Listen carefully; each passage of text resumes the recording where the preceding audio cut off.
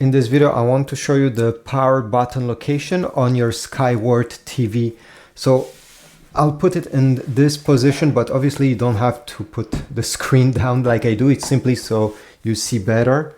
The power button is usually located right in the center under this light. Usually there's an LED light telling you that the TV is on or off, and the power button is over here. You can click on it and it will put your TV in sleep mode. If you press again, the screen powers on instantly.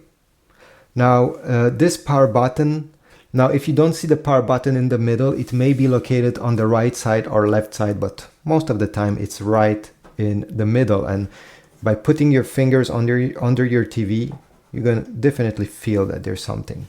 Thanks for watching. I hope this was useful. Leave a like, subscribe, and I'll see you in the next video.